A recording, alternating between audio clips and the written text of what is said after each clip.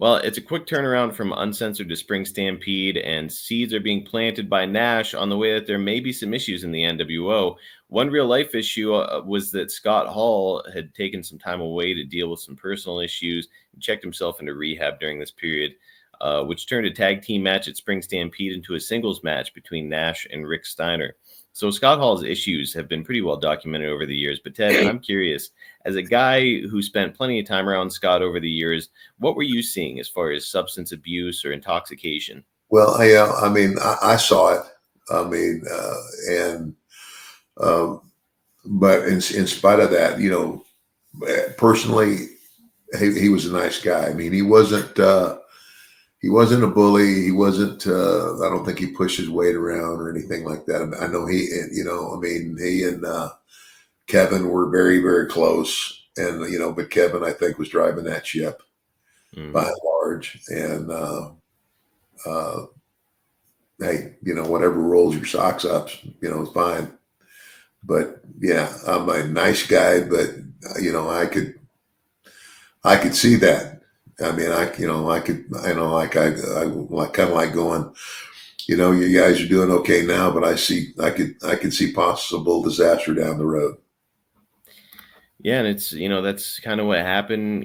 Scott still had a lot of years left by the time he was out of active wrestling. Like he got brought into the WWE in 2002 and looked like he might be making another run, but then, demons reared their head and kind of, stopped that whole thing. And it's like, man, it's Scott's one of those guys. He, the fans loved him no matter the circumstances. And anytime he was on screen, he was getting big reactions, even as a heel. Yeah. What do you think it was about Scott that made him connect so well with audiences? Well, I mean, it's like, it's the factor, and I don't care who you are. I have seen guys get in the ring and have, technically speaking, a great match. But the one thing you can't teach anybody is charisma. You either have it or you don't. Mm-hmm. And if you don't have it, you can't teach it to anybody. You either have that. I just call it the it factor. It's kind of like Tommy Rich. Tommy Rich, you hear Tommy do his interviews and everything. It's like a good old farm boy, Yeah.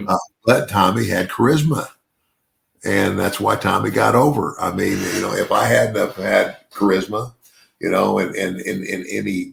In my boisterous, the $1 Million Man thing. Listen, you little chicken head. Charisma. If you don't have it, you're not going to make it.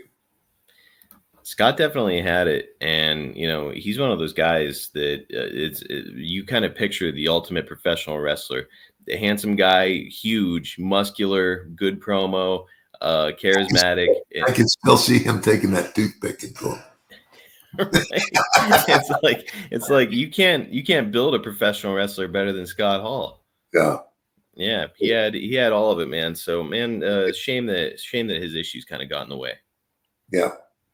Do you feel like Scott's one of those guys that could have been world champion? He never held a world championship. Do you think that he's the kind of guy who could carry a company?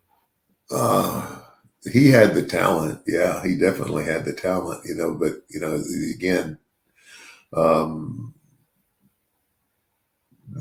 any wrestling company is not going to put a world title on you unless they know that you're very well grounded, that you're not out partying all night, every night, and all that other stuff.